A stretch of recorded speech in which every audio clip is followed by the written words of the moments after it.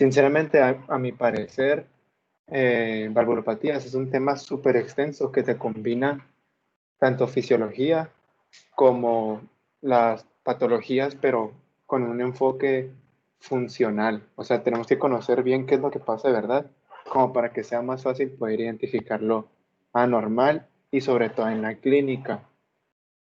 Entonces, lo primero que tenemos que saber, pues, es que existen las de corazón izquierdo y las de corazón derecho, ¿no? Para todo esto, la información yo la saqué del Harrison, del Goldman, del Guyton y de los ultrarresúmenes del CTO. Entonces, del corazón izquierdo tenemos, pues, la válvula aórtica y la válvula mitral, ¿no? Si nos acordamos, pues, un corazón normal con las dos aurículas y los dos ventrículos, ¿no? Aquí tendríamos la mitral, aquí tendríamos la tricuspidia, aquí estaría la pulmonar y aquí estaría la aórtica. Entonces los que vamos a ver ahorita, pues son principalmente estos, este y este. Y de aquí le podemos sacar que si es insuficiencia o que si es estenosis. Y para eso vamos a usar la mnemotecnia que les dije ahorita por el chat de la clase, que es dice y que es side. Que dice corresponde a las que dice corresponde a las valvulopatías aórtica y pulmonar, y side corresponde a la tricuspidia y a la mitral. Entonces, todo lo que nosotros veamos, escuchemos en el paciente, así sea en la diástole, va a ser una insuficiencia de a fuerzas si se encuentra en el foco aórtico o en el foco pulmonar. Eso es de a fuerzas, nunca falla. O por ejemplo, todo lo que nosotros veamos en la sístole, en el paciente, eh, ya sea aórtico o pulmonar, siempre va a ser por una estenosis, ¿no? Siempre. Y al revés, todo lo que nosotros veamos en la sístole, en el foco tricuspidio, va a ser una insuficiencia. Y todo lo que veamos en la diástole va a ser una estenosis, si lo agarramos en la válvula mitral, ¿no? Pues para eso, pues ya están los focos de auscultación específicos. Entonces, si eso queda claro, quedan claras un chorro de cosas. Pero para que nosotros podamos clasificar, si vamos a hablar de, el paciente tiene un soplo proto-mesotelesistólico o un soplo proto-mesodiastólico, porque así te lo preguntan, pues. Y en los textos así te lo describen de que en, en la estenosis aórtica se tiene un soplo romboidal de características proto-mesosistólico. Y pues nosotros nos quedamos como que, ok, pero pues no nos explican nada. Entonces, las bases de aquí son las siguientes. Nosotros en cada latido cardíaco, por ejemplo, aquí en la sístole, vamos a tener dos sonidos, el S1 y el S2, que pues el primero corresponde a la apertura de las válvulas AB y el cierre, perdón, al cierre de las válvulas AB, y el segundo al cierre de las válvulas aórtica y pulmonar. Entonces, ya lo tenemos eso claro, que es entre S1 y S2 está la sístole. Entonces aquí le vamos a poner sístole, porque la diástole es muy diferente. Y entonces, antes de empezar a hablar de lo anormal, tenemos que comprender que en la sístole hay dos fenómenos que pasan fisiológicamente. Uno, el cual se le llama contracción isovolumétrica, y al otro, que se le llama eh, fase de eyección. Fase de eyección. Entonces, dentro de estos dos fenómenos, dentro de la contracción isovolumétrica o la fase de eyección, va a haber unos cambios fisiológicos normales pues en los latidos cardíacos. ¿Por qué?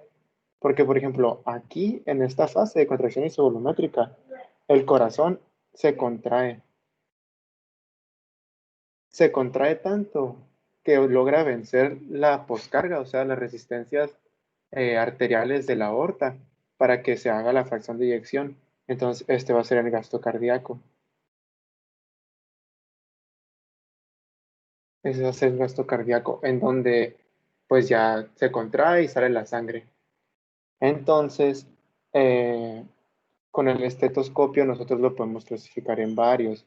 Por ejemplo, existe la fase que es la proto, la fase que es la meso y la fase que es la telesístole. ¿Ok? Entonces, es proto, meso y tele.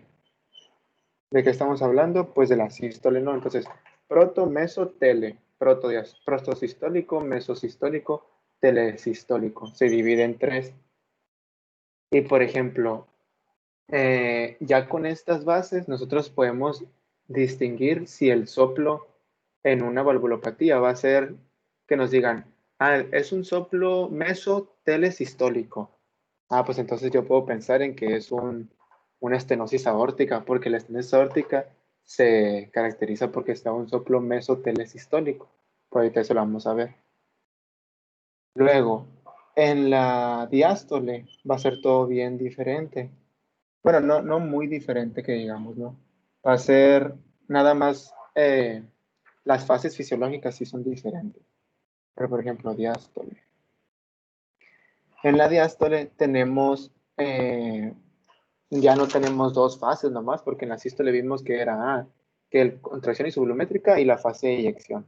No, en la diástole vamos a tener 4 fases que van a ser bien importantes. Y esas fases son las siguientes. Ahí. Primero, 1, 2, 3, 4. Primero tenemos la fase de relajación isovolumétrica, porque pues el corazón ocupa llenarse, se relaja isovolumétricamente, o sea, todas las cavidades de abajo, los ventrículos, se relajan y se expanden sincrónicamente. Después tenemos la fase de llenado rápido y después tenemos la fase de llenado lento. Y por último, tenemos la fase de contracción auricular. El llenado rápido no es otra cosa más que literal cae rápidamente sangre desde las aurículas hacia los ventrículos. El llenado lento cae lentamente sangre de las aurículas a los ventrículos. Y el más importante aquí es la contracción auricular, porque es la que más trae problemas al momento de las valvulopatías. Ahorita vamos a ver. Aproximadamente la aurícula nos da un 20% de de todo el volumen que el ventrículo pueda adquirir. Entonces es algo mínimo, pero sí nos sirve en patologías. Entonces la diástole se encuentra entre el S2 y el S1, porque así es, ¿no? Se cierra la AB, sístole. Se cierra la pulmonar, se eyecta la sangre, diástole, ¿ok? Luego, igual que acá, igual que arriba, se clasifican los sonidos como proto, meso y telediastólico. Estos van a tener la característica de que, por ejemplo, el periodo de proto va a agarrar una parte de la relajación isovolumétrica y del llenado rápido. Pero, por ejemplo, el meso solamente va a ser del llenado rápido y del llenado lento. Y el tele va a ser de la contracción auricular.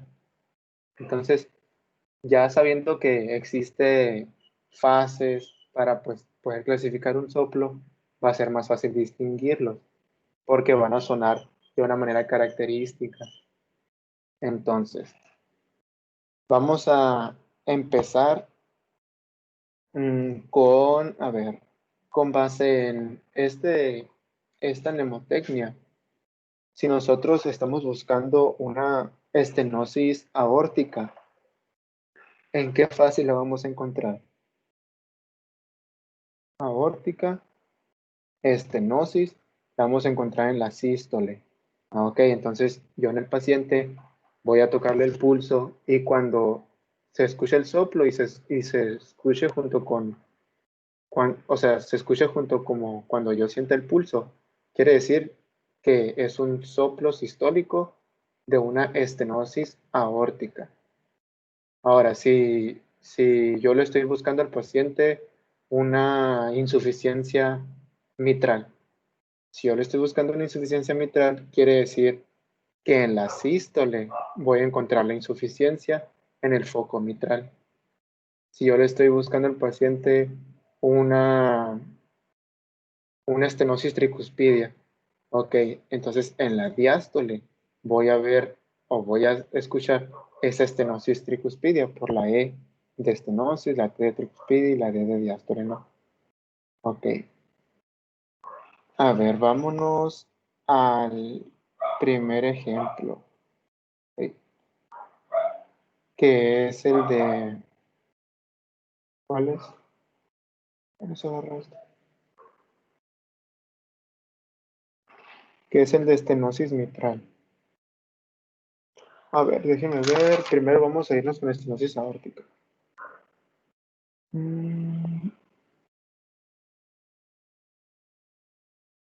Ok, vamos a ver estenosis aórtica, ¿no?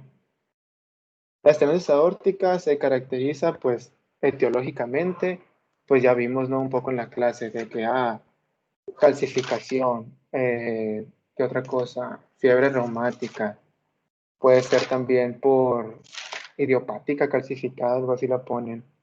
eh, Congénita, por si tiene bicuspidia o sea, o solamente una válvula, monocuspidia creo que se dice, entre otras, ¿no? Bueno, ya sabemos esa etiología. Ahora lo que queremos escuchar y el objetivo de, pues, de presentar esto es saber cómo se va a escuchar, es cómo se comportan los ruidos cardíacos en una estenosis aórtica. Nosotros a los ruidos cardíacos siempre le tenemos que estudiar varias cosas. Tenemos que estudiarle dónde se presenta, o sea, en qué foco, en qué ciclo, o sea, refiriéndome si es sistólico o diastólico, qué forma tiene, eso es romboidal o en barra, decreciendo en crescendo. Luego, la intensidad, que solamente unos pocos tienen características, la irradiación y también otros no. ¿Qué otras cosas importantes podemos sacar de esas patologías? Entonces, esto es lo que tenemos que estudiarle a todos los soplos para poder identificarlos más que nada. Mm, Bueno, específicamente, la estenosis aórtica va a cursar con una, pues literal, una estenosis, en donde, por ejemplo, si esta es mi aorta, y aquí tengo pues el anillo, y si esta está cerrada, lo que va a hacer todo el ventrículo izquierdo va a ser querer sacar la sangre muy a fuerzas, y lo que va a pasar es, primero, que se haga una, ¿cómo le llaman? Es una miocardiopatía restrictiva. Miocardiopatía restrictiva, o sea, un corazón súper gordo, así. Un corazón súper gordo que va a estar bien hipertrofiado para poder vencer las fuerzas de la válvula aórtica. Y después, ya con el tiempo, cuando el paciente ya esté bien grave, se va a hacer una miocardiopatía dilatada. Una miocardiopatía dilatada, o sea, un corazón todo delgadito. Y pues este corazón obviamente es insuficiente. Y al final de cuentas el paciente se va a terminar muriendo, ¿no? Porque existe en la fisiopatología, pues que el daño celular, después la fibrosis, después la cicatriz, así como todo lo que vimos en fisiopato, la cicatriz, y después culmina en necrosis y apoptosis ¿De cuál estamos hablando aquí, güey? De estenosis aórtica y pérdida de la función. Que no Pero era según, miocardiopatía dilatada. De la no, pero skinny según yo es laden. miocarditis hipertrófica o la general dilatativa. Sí, pues, o sea, primero es hipertrófica y luego se dilata. Ah, Pero seguro que se dilata, güey. Sí, estoy seguro. Llega hasta putearse el corazón. Sí, si no lo tratas. Pero, Mira, a ver si lo tengo aquí escrito. o sea, es que en cierto sentido, güey, o sea, que la angina eventualmente se chingue el corazón. Ujú. Porque, por ejemplo, vamos a poner la fisiopatología de la estenosis aórtica por pasos, para que quede un poco más claro. Bueno, pues primero hay una obstrucción del tracto de salida, ¿no? Obstrucción en la salida, que esa obstrucción es la estenosis. Ok, después hay una hipertrofia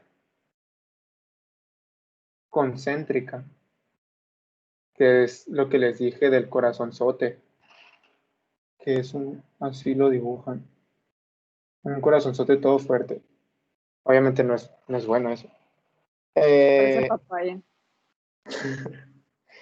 Parece kiwi. Después tenemos una disfunción en el ventrículo izquierdo, y gracias a esto se producen anormalidades diastólicas. ¿Por qué? Porque si yo tengo un corazonzote, la aurícula lo que va a hacer es seguirme mandando sangre. Pero tengo un corazonzote y tengo bien poquito espacio como para que caiga ese chorro de sangre. Entonces lo que va a pasar aquí es como una descompensación, que lo llaman así, por ejemplo, si la aurícula no me manda lo que yo necesito, hay un término que se llama volumen telediastólico, que eso no es otra cosa más que el chorro de sangre que le manda la aurícula a los ventrículos. Y eso se tiene que cumplir para que el gasto cardíaco sea funcional. Entonces, en este caso, no se va a cumplir. ¿Por qué? Pues porque no me están mandando la cantidad suficiente de sangre a la aurícula. No es culpa de la aurícula, es culpa del ventrículo, ¿no? Entonces, otra cosa, por así decir, hay fibrosis de los miocardiocitos, pues porque ya sabemos, ¿no? Si empieza a haber disfunción, algo muy importante, disminución del oxígeno. Aquí pasa algo muy parecido con los pacientes con insuficiencia cardíaca que se infartan. ¿Por qué? Porque si yo pongo, por así decir, las capas, ¿no? Tenemos el epicardio, el miocardio y el endocardio. Acá arriba voy a tener la circulación coronaria, que las arterias subepicárdicas son las que irrigan principalmente al epicardio y al miocardio. Y en el endocardio hay una circulación, pero muy pequeña, pues porque así es, ¿no? Se van ramificando y se van ramificando hasta que hay una muy pequeña. Entonces, si nosotros tenemos un miocardio hipertrófico, va a requerir más sangre el miocardio y por así decir, le va a robar la sangre al endocardio. Entonces podemos cursar con los síntomas de angina. De ahí vienen los síntomas de angina, por una necrosis en el miocardio que se va a manifestar igual como si fuera un infarto con elevación del ST o un infarto sin elevación del ST que aplica más, ¿no?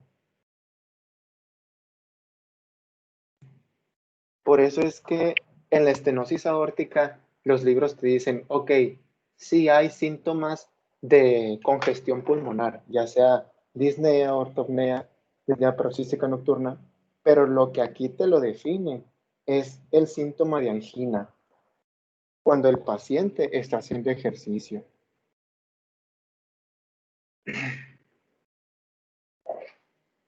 Y de hecho, en los diagnósticos diferenciales de angina te viene estenosis aórtica por lo mismo, ¿no? Entonces, Hay fibrosis de miocardiocitos irreversibles, vamos a ponerle aquí.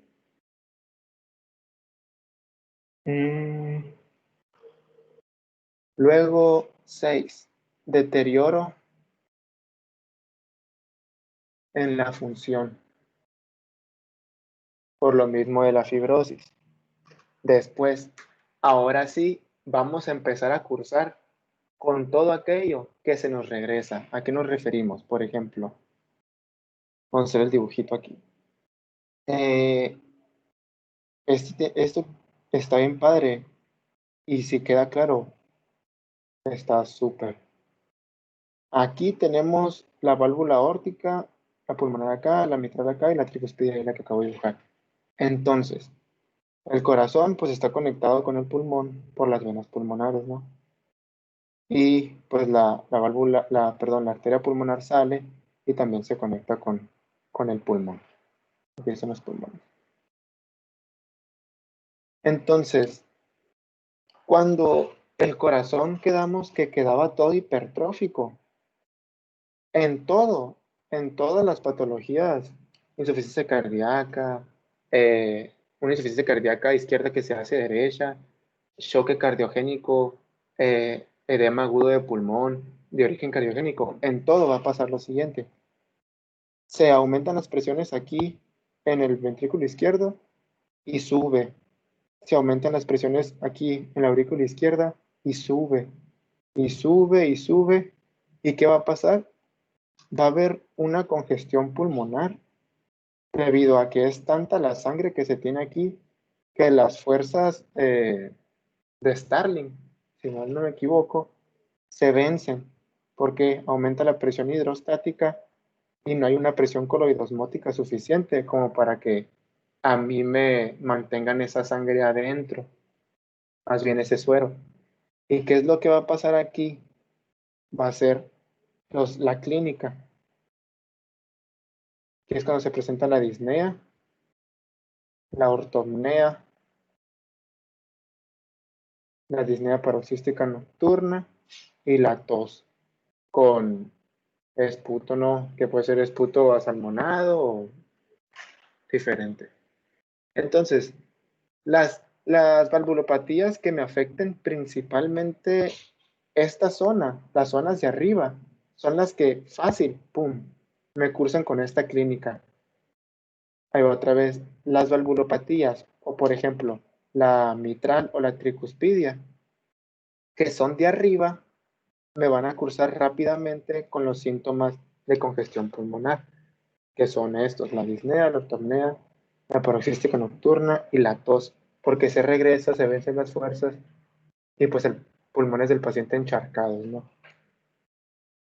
Entonces, esos síntomas los vamos a encontrar hasta el final aquí en la estenosis aórtica. Edema agudo de pulmón, vamos a ponerlo así, porque también es parte de la fisiopato. Y al final, gracias a la isquemia y a la disfunción, se nos hace una miocardiopatía dilatada, ¿no? En donde pues ya el paciente a lo mejor y ya hasta tiene insuficiencia cardíaca derecha. Y obviamente ya la insuficiencia cardíaca izquierda de regla la va a tener, ¿no? Es de a fuerza. Entonces, así es más o menos la fisiopato de la estenosis aórtica. Y sobre todo destacar aquí los síntomas, angina y la disnea, la ortopnea, la disnea paroxística nocturna y todo eso. Ok, una vez conociendo la fisiopato, ya podemos hablar de los ruidos. Anda, Luis. Hey. ¿Cuánto tiempo tarda en hasta generarse la progresión de la enfermedad más o menos? ¿No sabes?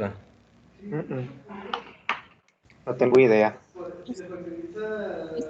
Pero un montón. Pues debe ser años, ¿no? Porque, pues, o sea, la fibrosis tardas en que llegue a eso, ¿que no? Pero es que también, por ejemplo, si el paciente es joven. Si factorizas por X, Ajá. Pero pues O ya sea, sería por un problema como pero congénito, agudo, ¿sabes? ¿verdad? Genético, ¿sabes cómo? Tal vez. De que ayer el paciente presentó angina y hoy estenosis aórtica. ¿Quién sabe, la verdad? Por cierto, el síncope que tenés es el siguiente, otro Es cierto.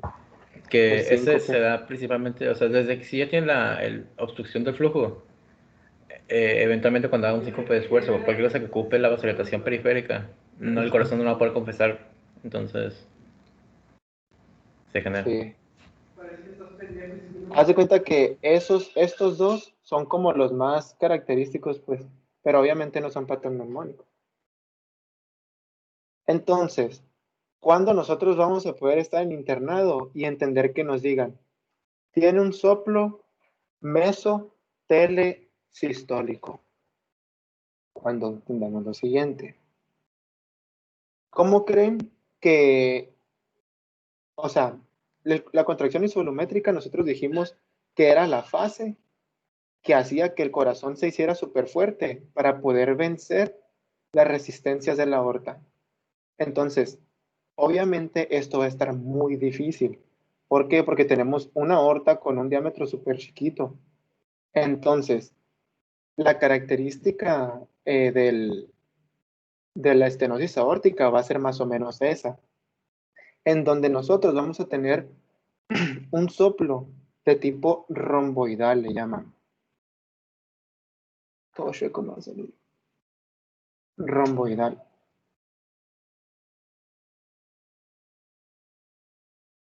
En donde, miren,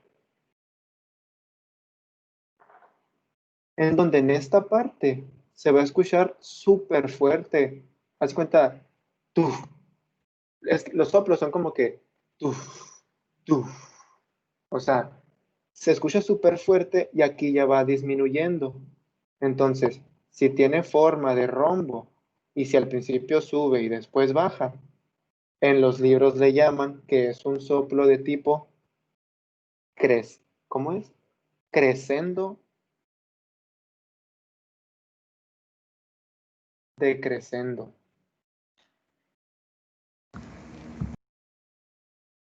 Para los Crescendo, músicos, creciendo y creciendo. Oigan, viejitos. disculpen, es que dijeron algo en la clase de cuña o algo así. No sé si De, aplique ahí. de esta Ajá. Pero no me acuerdo, pues es que no me acuerdo para qué usaron esa frase, pues. cuña. Algo Pues que dijeron cuña, la, no la sé. cuña se ve así. ¿No Sí, era? por eso. O no sé, ya me confundí. Yo lo No, no, conozco como olvídenlo. romboidal. No, Yo como es que creciendo, no sé decreciendo. si se aplique ahí, pues. O sea, en la clase dijeron algo de cuña. Entonces no sé, como también se me hizo forma de cuña, dije a lo mejor, como en su momento no lo entendí, pensé ¿Qué que es una tenía que ver cuña? con esto. Una cuña es que, por ejemplo, como la tijera, se puede decir que si la ves tiene filo en medio, pero es gruesa de hasta arriba. Es como un triángulo, pues. Y Ok. Son para construir. Ok. Creo que también a este le llaman diamante, no estoy seguro. Sí, en el curso lo ponen como diamante. Ujú. Bienvenidos a Minecraft. Iba a mandar una foto de una cuña para que se ubicaran, pero no se mandó. A ver, ¿dónde vamos a escuchar el soplo de insuficiencia aórtica? ¿En qué foco? En el aórtico, ¿no? En el aórtico. En la sístole. Ay, eh, aórtico. Dice SIDE. Ah, Entonces, sí. Ajá. Ya sé. aórtico, E de estenosis, sí, S de sístole. Entonces, va a ser una estenosis aórtica en la sístole. ¿Sí? Ya. Ujú. ¿Qué forma va a tener? Ovoide. Cuña. Cuña, rombo, diamante. Ok, la intensidad, ni al caso que lo veamos porque está bien difícil. Y, y eso decían los libros que lo tiene que evaluar un experto. Característica de la irradiación de este sí tiene una bien importante, que se irradia a cuello. Ya. Ujú. O sea que si nosotros ponemos el esteto en el cuello, se va a escuchar el soplo romboidal. ¿Y qué otras manifestaciones podemos encontrar? Pues yo nomás encontré que tenía un pulso parvus. Que había un pulso parvus, parvus, o sea, pulso parvus es como despacito, que no algo así, o como débil. Es como pequeño y tardío. Ujú. Esto pues obviamente en extremidades o en la carótida, ¿no? O carotidia. Entonces, ya que sabemos esto, vamos a ponerle nombre a todo este soplo. Ok, aquí viene lo padre. Vamos a ponerle nombre. El soplo de la estenosis. Ay.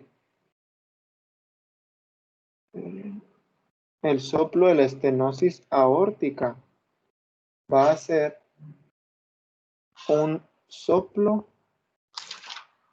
Espérenme, aquí está. Soplo aórtico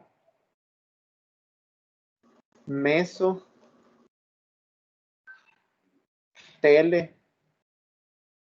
sistólico romboidal de intensidad variable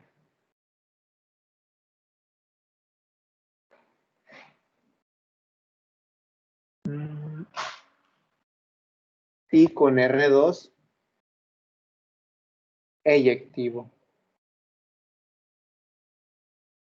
Ok, así es como te lo ponen en los libros. Soplo aórtico mesotelesistólico romboidal de intensidad variable con un soplo, con un R2 eyectivo. O sea, un R2 se refiere a este. Porque aquí, como se acuerdan, va a sonar puff, porque como que tiene, haz de cuenta que es una de esas botellas del Powerade que le tomas y luego las abres y la aplastas la botella y puff, salen las gotitas así. ¿Sí se acuerdan? Sí, se aplica. Ajá, o como el Gatorade. Ah, pues ahí está el fisiopato, haz de cuenta que ahí está el fisiopato. Le tienes que aplastar fuerte para que venza las resistencias.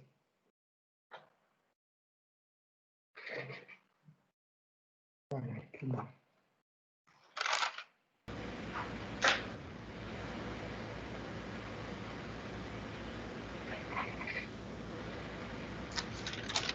A ver.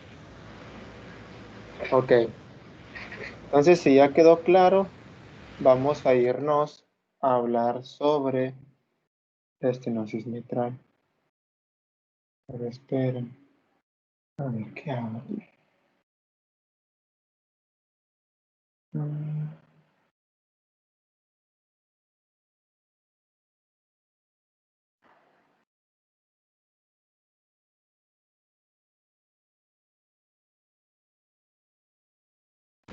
Con lo del soplo, pero tiene que ver con el nombre, ujú. porque es mesotele. No sé si ya lo dijeron antes, yo entré un poquito tarde. ¿A Ujú. qué se refiere con eso que Te lo puedo Checa. explicar con etimología. A ver, si tú dile dónde. O sea, etimológicamente meso significa el punto alto o aplanado. Entonces, meso sería ese punto como máximo donde sería como donde se aplanaría. Pero como en esto es tan rápido, no se alcanza a apreciar. Y todo es, la primera parte que va o sea, decreciendo sigue siendo parte de meso. Y tele significa lejos, entonces sería el punto final durante el proceso. Entonces, mesosistólico es como desde punto máximo y los alrededorcitos atrás y adelante. Y tele, el punto final antes de entrar a la diástole. Ok, muy bien, ya Y capté. por ejemplo, o sea, este va a ser mesotele porque hasta aquí se acaba el periodo de contracción isovolumétrica para que, pum, pueda salir la sangre. Entonces, no toca el soplo aquí, pues porque el soplo no es otra cosa más que el choque de la sangre hacia cualquier pared, ya sea ventrículo, ya sea arteria, ya sea válvula. Entonces, donde choca es en el hoyito chiquito de la aorta, pues de la válvula aorta. Entonces, ahí es cuando, puff, suena.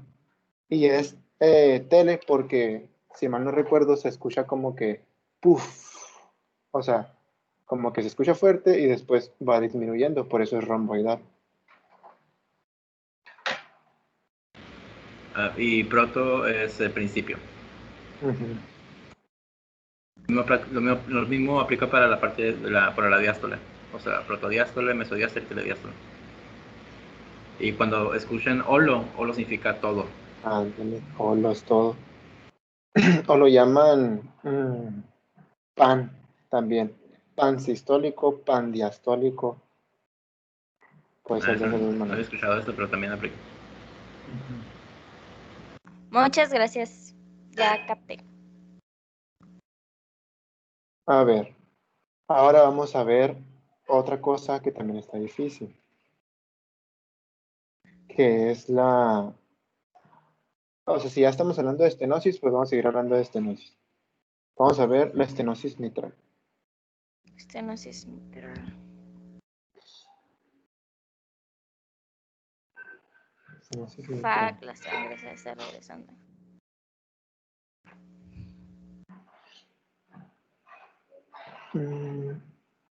A ver, entonces teníamos que la diástole se caracterizaba por 4 fases fisiológicas, pero las mismas fases hablándose de ruidos, por así decir. Teníamos la de relajación isovolumétrica, teníamos la del llenado rápido y lento y la contracción auricular, ¿no? Entonces, eh, hablándose de estenosis mitral, vamos a encontrar dentro de la etiología.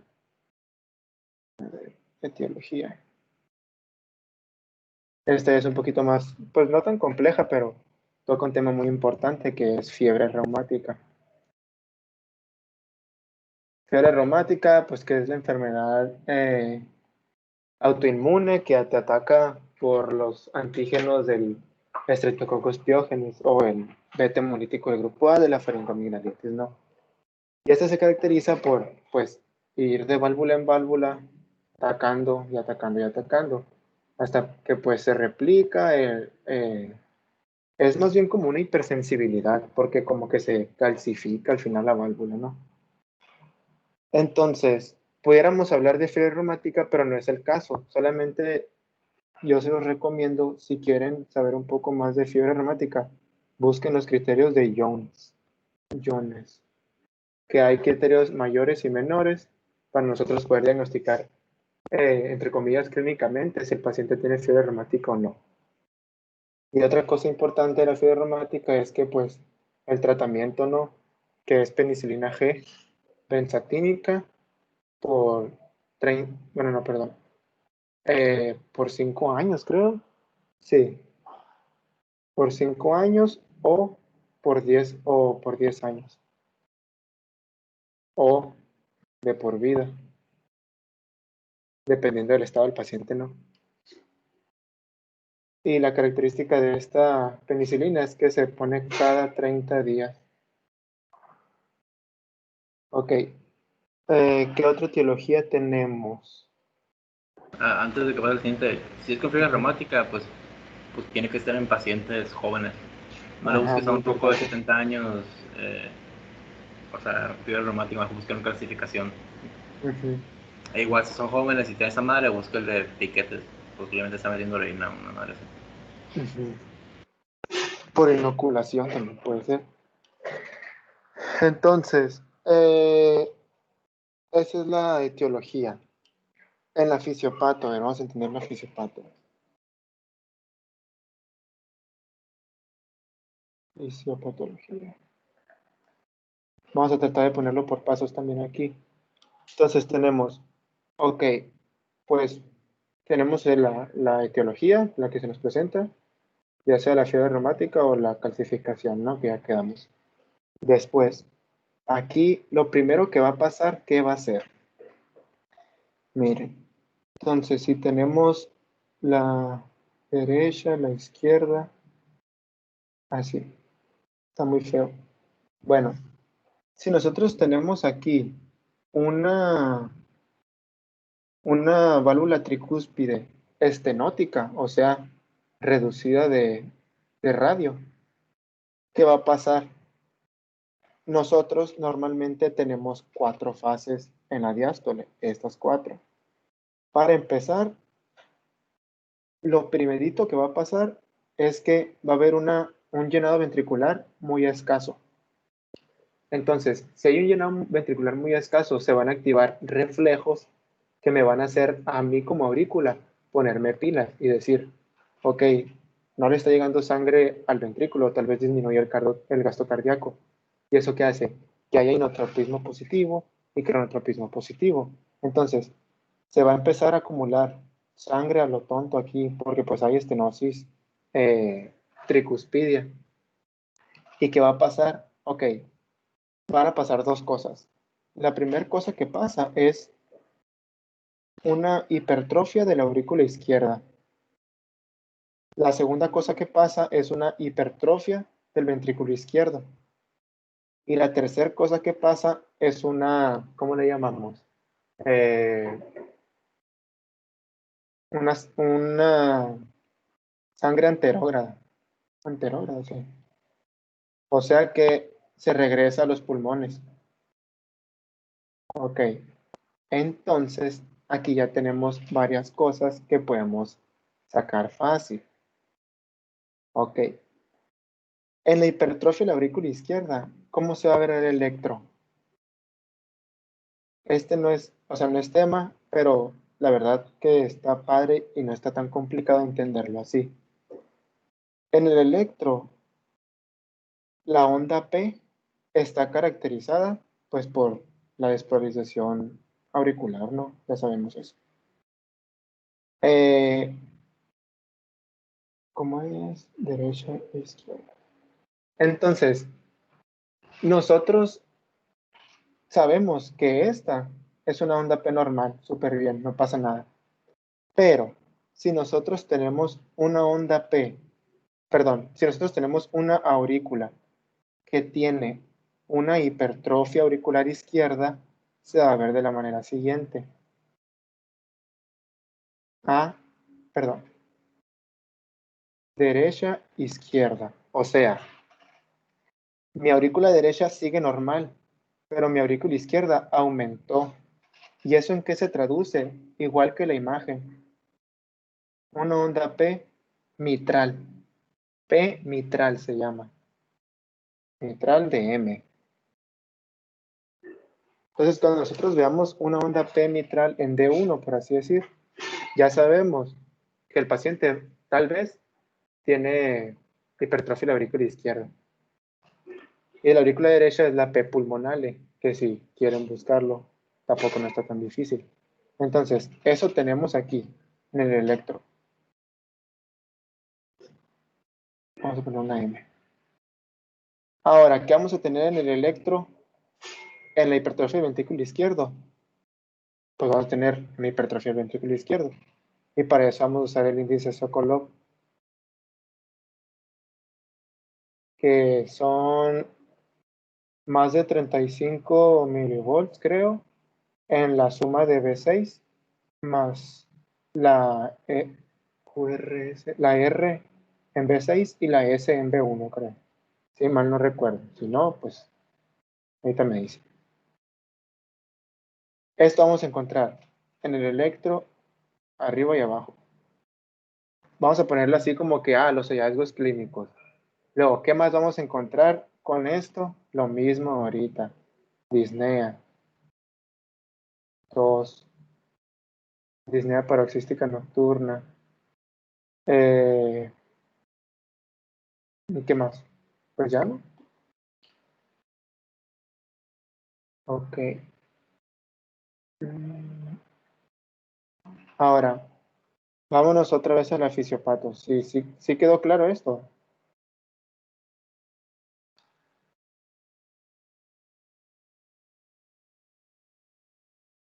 Sí, güey, estoy. Ok. Lo de anterógrada, ¿qué decía antes? Porque antero, o sea, viene de anterior, pero no el anterior nuestro, sino anterior latín que es hacia adelante, güey. ¿No haces referencia más como un reflujo? Es retrógrada, entonces, ¿verdad? ¿Ya no? Creo que sí. Es que recuerdo en alguna parte de una de las cuatro de anterógrada y en una de las cuatro la retrógrada. Sí, debe de ser retrógrada. Debe Sí ser me retrógrada. confundí. Porque vamos para atrás, pues. No. Muy bien. Sí, también se le puede llamar reflujo porque al final de cuentas, o sea, se va para atrás, o sea, así mero. Como no pasa por el ventrículo, pues regresa. Ujú, sí, igual que acá en el dibujito este, como no pasa para acá, se sigue viniendo para acá, para arriba, y se llenan los pulmones de agua, y ya tenemos las manifestaciones estas, ¿no? Ay, no, estas. Ahí, disnea, ortornea, tos. Ok. Después,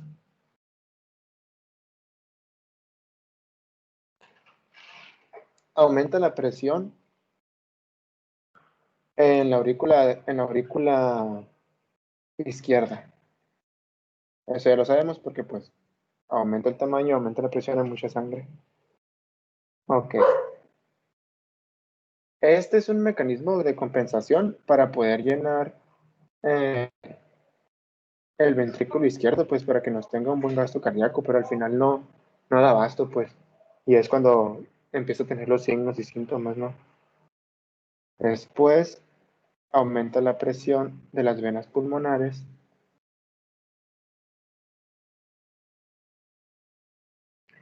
Y pues ya tenemos lo que ya sabemos, ¿no? Lo de retrógrado.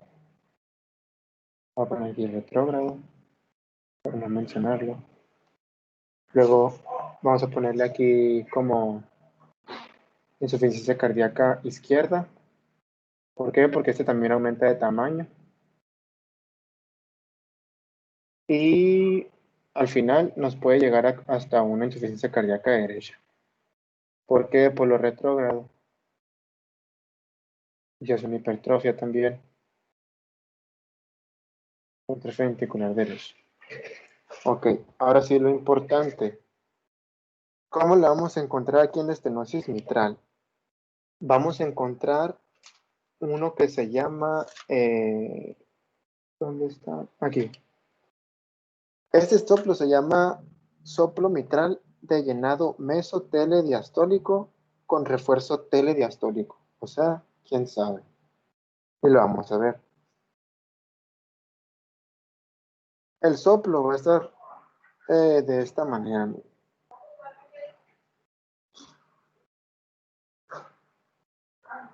Así. Entonces, le va a dar una característica que es decrescendo, increscendo. Pero ese increscendo va a ser como que muy ruidoso porque le llaman así como que increscendo, lo ponen en signos de admiración. Decrescendo, increscendo.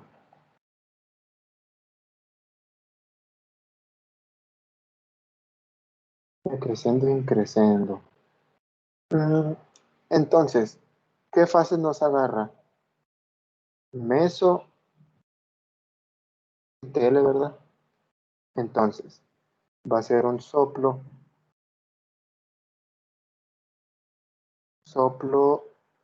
mitral, meso, TL, diastólico, con refuerzo telediastólico. Ok, y vamos a telediastólico. Y vamos a ver a qué se debe ese refuerzo. Decíamos que en la fisiopato el primero que se agranda es la aurícula izquierda, ¿no? Y el segundo que se agranda es el ventrículo izquierdo. Entonces, aquí está la pulmonar, aquí está la mitral superestenosada. Ok, se agranda esto, aumentan las presiones hacia afuera y cae bien poquita sangre. ¿Qué es lo que va a hacer el ventrículo con tan poquita sangre? Igual se va a hacer como una hipertrofia concéntrica para que lo poquito que tenga lo pueda expulsar, porque no tiene caso que sea un ventriculote y con bien poquita sangre, no, ahí ya estuviera súper mal. Esto es como la compensación que hace. Y lo que pasa aquí es que de tan engrosado que está el ventrículo, la sangre misma esta choca con con las aurículas, o sea, en la diástole. Ah, no, perdón, estoy confundido. El refuerzo telediastólico ocurre por esto, miren, aquí está, por la contracción auricular.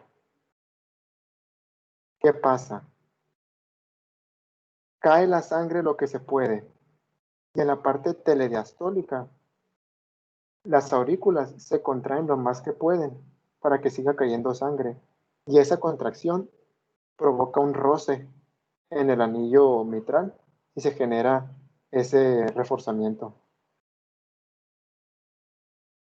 Ese es ese ruido con refuerzo telediastólico, una contracción auricular. Ok. Quisiera agregarte Sí, sí, sí. que, por ejemplo, que tomen en cuenta que todo lo que escuchamos del corazón no es el funcionamiento ni de los músculos ni el cierre o apertura de válvulas, es el paso de sangre a través de distintos puntos. Entonces es la razón por la cual se presenta de esa forma. En la segunda etapa diastólica es el llenado rápido, entonces hay una caída rápida de sangre y esa caída rápida es la que causa ese ruido. Fisiológicamente no se escucha porque no hay ninguna alteración que propicie que se escuche. Y comienza a caerse porque la segunda fase, bueno, la tercera fase sería el llenado lento, entonces ese ruido no se debería de apreciar. Pero cuando llega justo antes de la sístole, que se da la contracción auricular, pues es como se vuelve a aumentar la velocidad del flujo del paso de sangre, entonces por eso se vuelve a escuchar el ruido fuerte. Y aparte de todo el tema de mesoteliodiastólico con refuerzo esa madre, también lo pueden encontrar como retumbo mesosistólico de tono bajo en la punta con acentuación presistólica. A la torre. Ni idea, la torre, en serio. Pero quiero que recuerden eso de que lo que se escucha es el paso de sangre a través de cavidades, especialmente de la válvula chacagada. ¿Retumbo qué? Bueno, voy a leer. Retumbo mesosistólico de tono bajo. ¿Mesosistólico o mesodiastólico? Mesosistólico, dice aquí. No sé, crazy. De tono Sí. bajo en la punta con acentuación presistólica.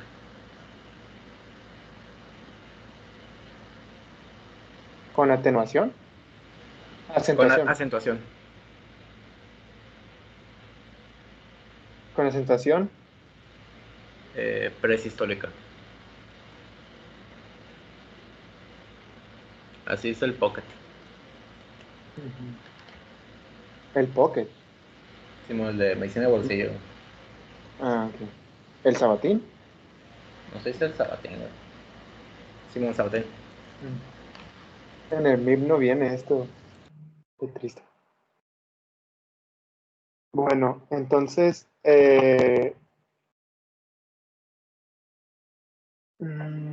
pues, ¿dónde lo vamos a encontrar? A ver, ¿dónde? No lo voy a apuntar, no, porque se me rápido. ¿Dónde lo voy a encontrar? Pues en el foco mitral, pues si es una estenosis mitral, perdón. ¿En qué ciclo? ¿Side o dice? Pues si me voy para acá, Sí, es mitral. Y es una insuficiencia. No, es una estenosis, perdón. Y es mitral. Entonces, diástole. ¿Sí? Ok. Entonces, diástole. Forma decreciendo, increciendo. Intensidad variable. Irradiación. ¿Se irradia a algún lado? Según yo no. Según yo no se irradia. Y otros dice que tiene un clic de apertura, pero eso ya en el caso. Eso es apenas escuchándolo, ¿no? Es imposible tratar de explicarlo. Acá llevamos 2, faltan 2.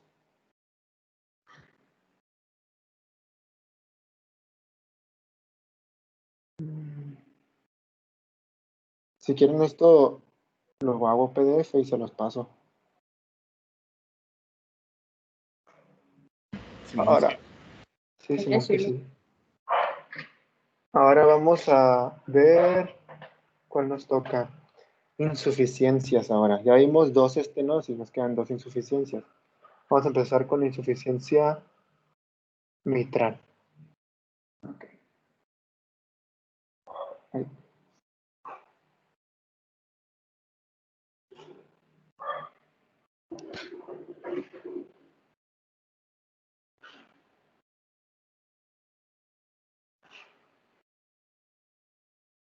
A ver, de volada. Insuficiencia mitral.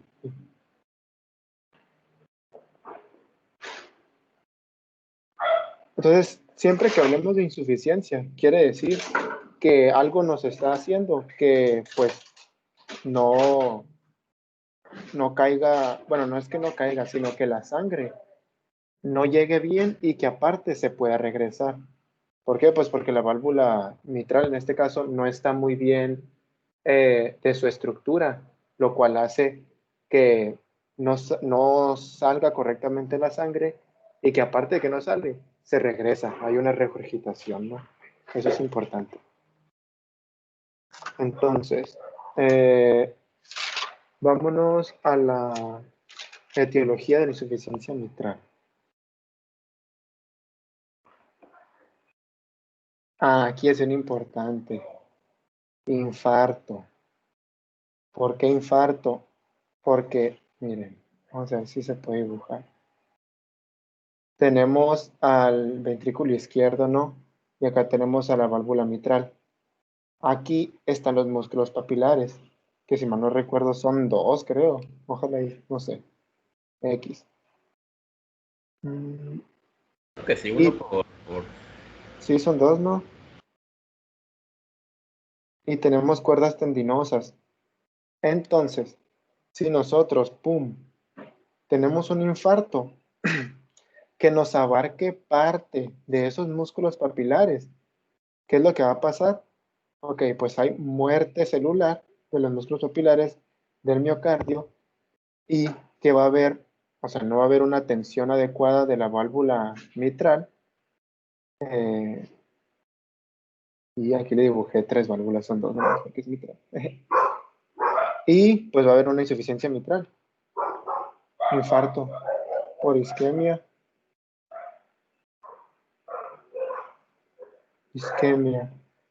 de músculos papilares,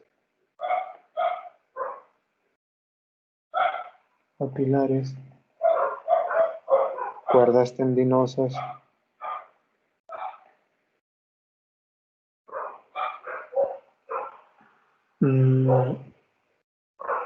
y ya pues básicamente eso, ¿no? ¿Qué otra etiología? Endocarditis, una endocarditis que nos ocasione una obstrucción de esta válvula, una disfunción y al final una insuficiencia.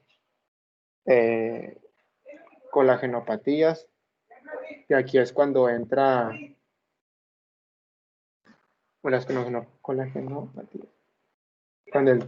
Cuando entra el síndrome de Marfan, el síndrome de Ehlers-Danlos y así. Bueno, ya. Pues dentro de la fisiopatología no está muy difícil, ¿no? Porque vamos a explicarlo aquí con un dibujito. Vamos a dibujar una aurícula izquierda y un ventrículo izquierdo. Aquí tenemos la válvula mitral. Aquí tenemos la aorta. Entonces, ¿qué va a pasar? Esta válvula está insuficiente, o sea, no sirve. Entonces, ¿qué va a pasar con toda la sangre que está aquí? Va a pasar directamente para el ventrículo izquierdo. O sea que aquí vamos a tener una aurícula muy grande y vamos a tener un ventrículo también lleno de sangre.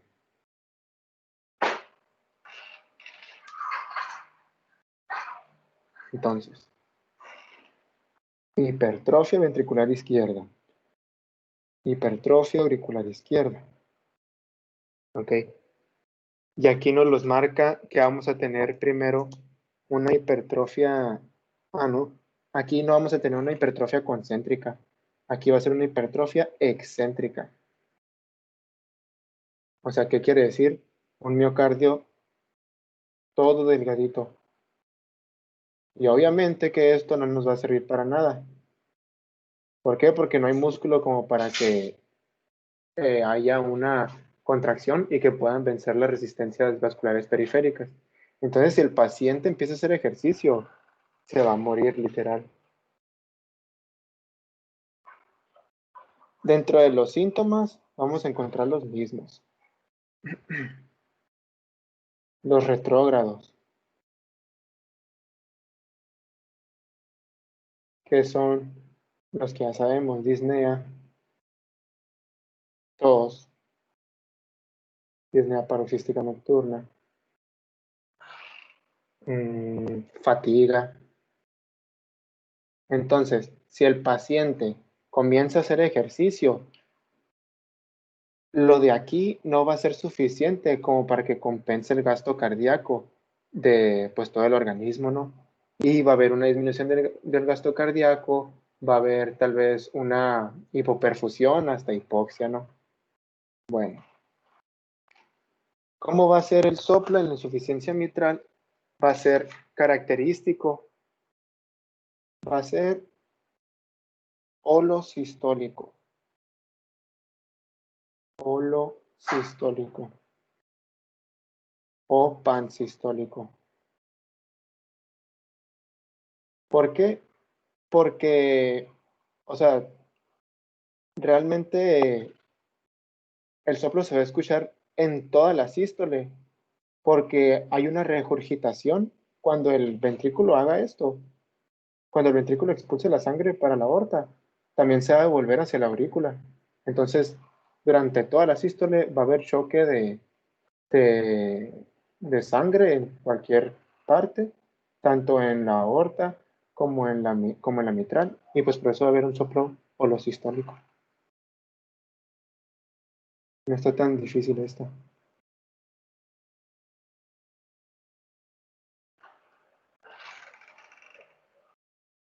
Ok, entonces, ¿de qué otra manera lo podemos llamar? Va a ser un soplo holosistólico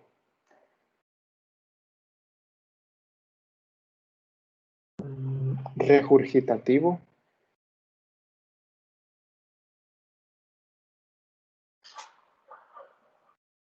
Y ya. Y que se irradia axila.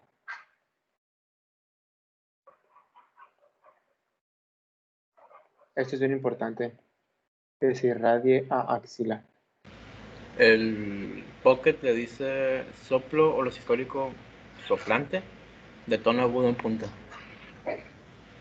De tono agudo en punta. Vamos a ponerle aquí. Soplante. De tono agudo en punta. Entonces, a ver. ¿Dónde? Entonces, ¿dónde? Si es insuficiencia mitral, ok, entonces en el foco mitral. Entonces, ciclo, dice o CIDE. Si es insuficiencia mitral, es sistólico. Ok, entonces, sístole. Forma en barra. Así lo llaman. Voy a apuntar aquí. En barra. O pues podemos decir que es polo sistólico. Intensidad variable. ¿Irradiación a dónde? Axila. Otros. No tengo. Aquí es regurgitante.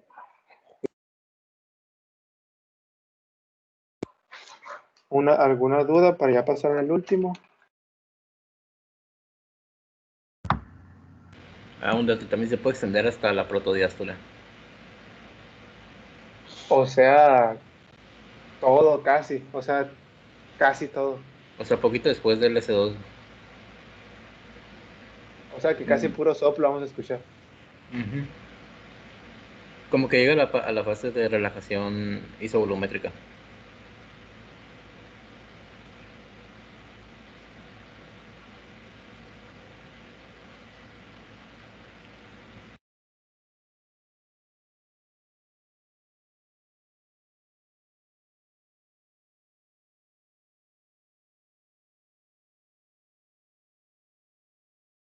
Ok, vamos a ver el último ya rapidito, que es la insuficiencia aórtica.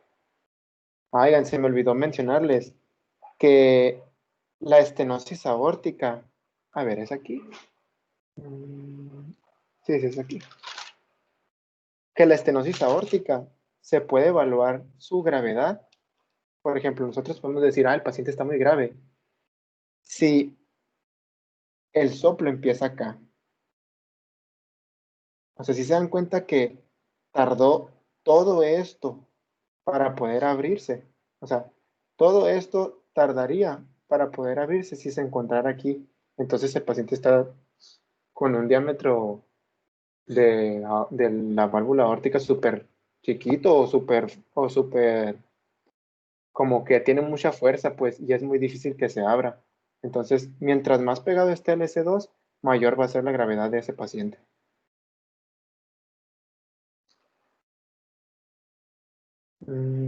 Ok. Eso no es esto.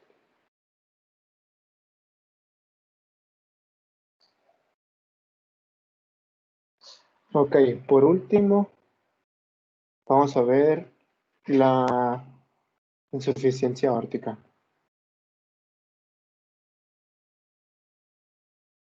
Insuficiencia aórtica. Etiologías. No me acuerdo de ninguna. A ver, ¿cuáles eran?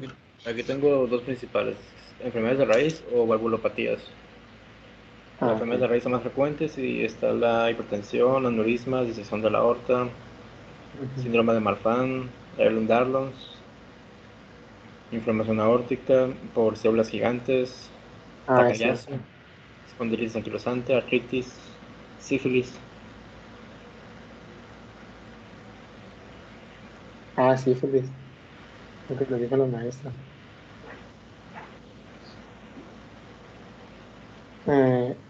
Espondilitis anquilosante. Y cuando es por valvulopatías es generalmente reumática y va acompañado de estenosis. Pero con estenosis aórtica. Mitral.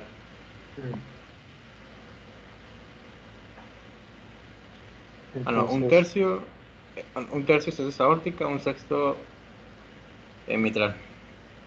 ¡ay, qué exacta la R! ¿De dónde es ese libro? O sea, ¿de qué país? Es el manual que le dan a los de nuevo ingreso en el Massachusetts General Hospital Handbook. Porque había escuchado que el de Oxford también está súper padre.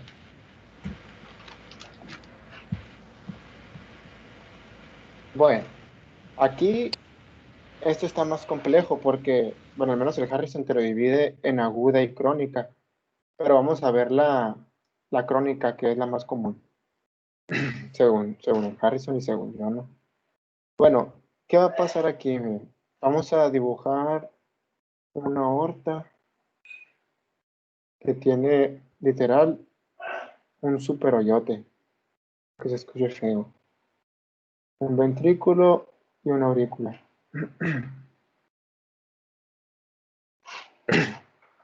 ¿Qué es lo que pasa aquí?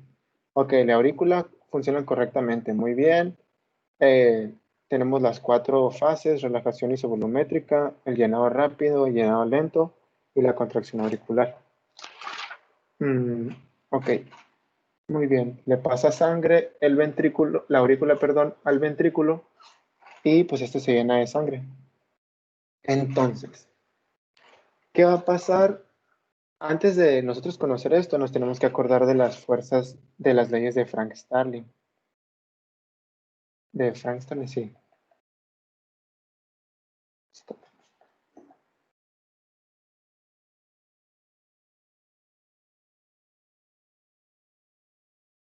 ¿Qué nos dicen estas? Que entre mayor se estire algo, mayor será la contracción. Y nos las comparan con unas ligas, que es, si tú estiras una liga y después la sueltas, pues más rápido y más fuerte se va a contraer al final. Entonces, el ventrículo izquierdo, entre más se estire,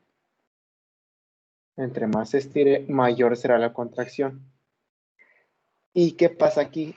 El miocardio del ventrículo izquierdo se va a estirar tanto debido a que la sangre que le llega de aquí sale y se regresa. O sea, tenemos un desequilibrio y nunca nos está compensando, pues, porque como hay una insuficiencia aórtica, la sangre, así como sale la sangre, así se regresa. Y fum, y así, hasta que se llena todo. ¿Qué nos va a provocar esto? En el soplo, bueno, en el esteto lo vamos a registrar como un soplo decrescendo.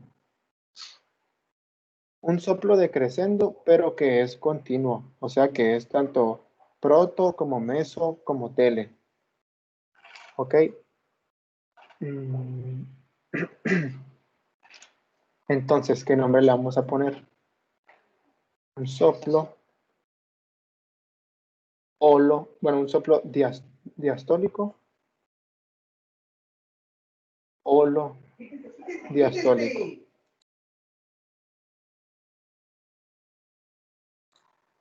Holo diastólico o pan diastólico. Ok. Entonces, ya para terminar, ¿dónde la vamos a encontrar? El de insuficiencia aórtica. Entonces, si es aórtico, bueno, el foco aórtico. Foco aórtico. Ciclo, SIDE o DICE, aórtico, insuficiencia, diástole. Ok. Ciclo, diástole. Forma decreciendo. Intensidad variable. Irradiación. Aquí esto es bien importante porque son todos los signos que vimos con la maestra, que los voy a apuntar aquí, que es el signo de Müller, de Muset, Müller, el de la úvula, Muset, el de la cabeza,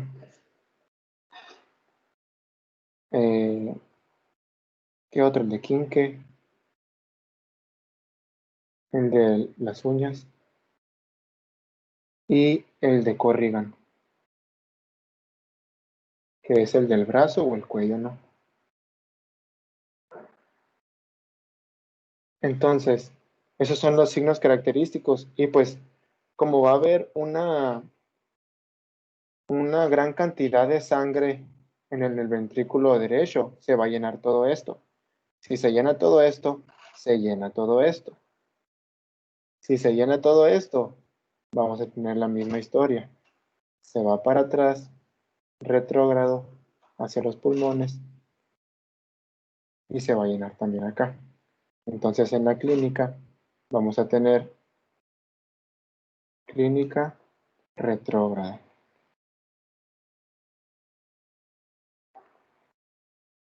Y ya. Entonces